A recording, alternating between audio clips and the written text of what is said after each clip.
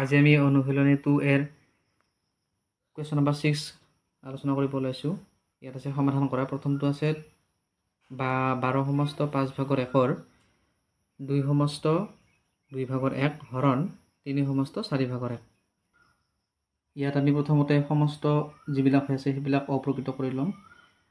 ইয়াত 12 5 গুণ 60 হ'ব আৰু 1 যোগ কৰিলে 61। ইয়াত সমস্তটো ভাঙি দিলে 2 2 4 1 5।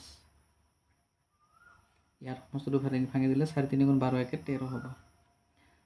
এতিয়া যদি আমি হৰৰ ঠাইত পূৰণ দিওঁ এইটো 5/2 থাকিব, কিন্তু এইটো যদি হৰণৰ ঠাইত পূৰণ দিওঁ তেতিয়াহ'লে এই ভগ্নাংশটো গুণাত্মক বিপৰীত লিখিব লাগিব। লবটো 13 আছিল, আমি হৰ লিখিব লাগিব 13, আৰু হৰটো 4 আছিল, সেইটো লব লিখিব লাগিব 4। হৰণৰ ঠাইত পূৰণ দিলে সেইটো হৈ যাব। এতিয়া আমি ইয়াৰে হৰটো 5 আছে, ইয়াৰে লব 5 আছে, গতিকে দুয়োটা কেনসেল হ'ব। ইয়াতে 2 আছে, ইয়াতে 4 আছে, গতিকে দুয়োটা কেনসেল হ'ব, কেনসেল হৈ 2 হ'ব। এতিয়া আমাৰ লবত থাকিল 61 × 2, এইখিনি পূৰণ কৰিলে আমি পাম 122 / 13। এইটোৱে আমাৰ উত্তৰ। এতিয়া 6ৰ 2 নম্বৰটো কৰিম। ইয়াতো আমি সেই সংখ্যাটো অপ্ৰকৃত কৰি ল'ব লাগিব। 5 4 গুণ 20 1 21 হ'ব, পূৰণ 3 2 6 1 7 যোগ এইটো অপ্ৰকৃত কৰিলে হ'ব 9 4 গুণ 34 1 37। ৰটোৰ ঠাইত আমি পূৰণ দিব পাৰোঁ। এতিয়া 5 2 গুণ 10 আৰু 3 লগত 13 হৈ যাব। এতিয়া আমি এইখিনি কেনসেল আউট কৰিব পাৰোঁ। হৰত 3 আছে আৰু লবত 21 আছে, গতিকে 3ৰে আমি যদি 21ক কাটো তেনেহ'লে 3 7 গুণ 21 হ'ব। ঠিক তেনেকৈ এইফালে আমি কাটিব পাৰোঁ নেকি? এইফালে আমি কাটিব নোৱাৰোঁ, গতিকে 7 × 7 হৈ থাকিল 49, আৰু এইফালে থাকিল 4 প্লাছ এইফালে একো কাটিব নোৱাৰি, গতিকে ডাইৰেক্টলি আমি পূৰণ কৰিব লাগিব। 9 5 গুণ হ'ব 45, আৰু এইফালে 37, আৰু যদি 13 আমি পূৰণ কৰোঁ তেতিয়াহ'লে পাই যাম 481। এতিয়া আমি দুয়োটা ভগ্নাংশ যোগ কৰিব লাগিব। ভগ্নাংশৰ যোগ কৰিব লাগিলে আমি এই দুয়োটা হৰৰ লসাগু ল'ব লাগিব। 4 আৰু 45 দুয়োটাৰে লসাগু পূৰণফলটোৱে হ'ব। 5 4 গুণ 20ৰ 0, 7 গ'ল 2, 4 4 গুণ 16 17 18 120। এতিয়া হৰত আছিল 4, লসাগু পাইছোঁ 180, গতিকে 49ৰ লগত 45 পূৰণ কৰি আমি কৰিব লাগিব যে 4ৰ লগত আমি 45 পূৰণ কৰোঁতে 180 পাইছোঁ, গতিকে 49ৰ লগতো 45 মাল্টিপ্লাই কৰিব লাগিব।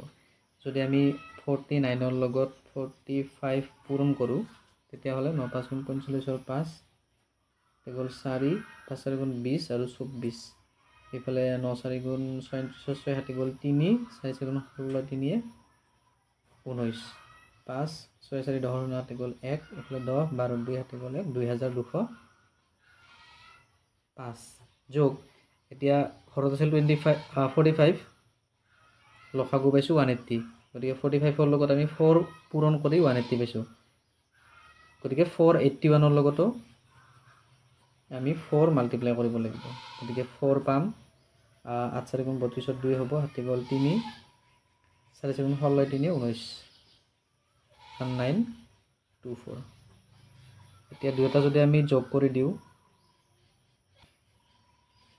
তেতিয়া পাম 5 4 9, এইটো হ'ব 2, 9 2 হ'ব 11, 1 7 গ'ল 1, 2 1 3 1 4। এইটো হ'ব আমাৰ উত্তৰ 4129 / 180। কুৱেশ্যন নম্বৰ 3 কৰিব গৈ আছোঁ। এতিয়া এইটো মিশ্ৰৰ পৰা যদি অপ্ৰকৃত বনাওঁ তেতিয়াহ'লে 3 2 গুণ 6 আৰু 1 যোগ কৰিলে 7 হ'ব, হৰণ 3 2 গুণ 6 1 7, পূৰণ এইটো যদি আমি 4 5 গুণ 20 আৰু 21 হৈ যাব। ৰটো তেনেকৈ ৰাখিলোঁ। এতিয়া ৰটোৰ জেগাত আমি পূৰণ দিব পাৰোঁ। এইটো 3 2 6 একে 7 হ'ব এতিয়া 7/2 হৰণটো ঠাইত পূৰণ দিব পাৰোঁ আৰু যদি হৰণ ঠাইত পূৰণ দিওঁ তেতিয়াহ'লে এইটো 3/7 হৈ যাব আৰু এইটো আমি কাটিব পৰা অৱস্থাত নাই যেহেতু তেনেকৈ ৰাখি দিলোঁ এতিয়া ইয়াৰে 7 লবত আছে 7 হৰত আছে গতিকে কাটা যাব ঠিক তেনেকৈ আৰু কিবা বেলেগ সংখ্যা আছে নেকি নাই গতিকে লবৰ সংখ্যাকেইটা পূৰণ হ'ব আৰু হৰৰ সংখ্যাকেইটা পূৰণ হ'ব হৰত আছে 2 5 আৰু 2 2 5 গুণ 10 2 গুণ 20 ইয়াত আছে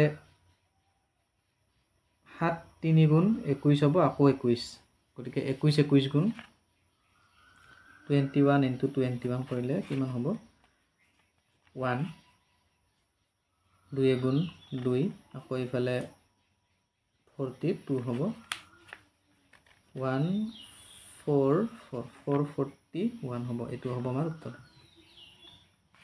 কুৱেশ্যন নম্বৰ 4 টোলৈ আহিছোঁ ইয়াত যদি আমি মিশ্ৰ ভগ্নাংশটো উপকৃত কৰোঁ তেতিয়াহ'লে 6 5 গুণ 30 আৰু 1 যোগ কৰিলে 31 হ'ব যোগ 4 3 12 1 13 এইখিনি আমি ব্ৰেকেটৰ ভিতৰত থৈ দিলোঁ সদ্যহতে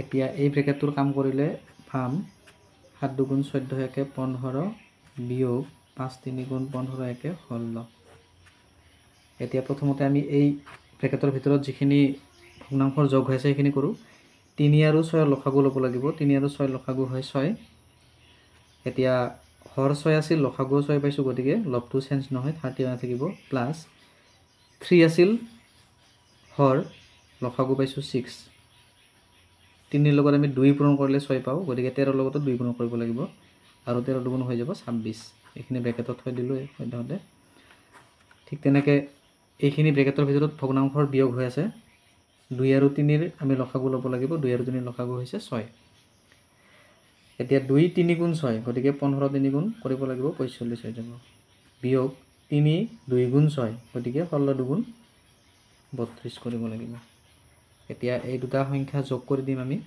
31 আৰু 26 57 হৰণ এইখিনি বিয়োগ কৰিলে পাম 5 পৰা 2 গ'লে 3 ইফালে আহিব 1 13/6 এতিয়া যদি আমি হৰণৰ ঠাইত পূৰণ দি দিওঁ তেতিয়াহ'লে সংখ্যাটো গুণাত্মক বিপৰীত হৈ যাব আৰু 6 6 কেঞ্চেল যাব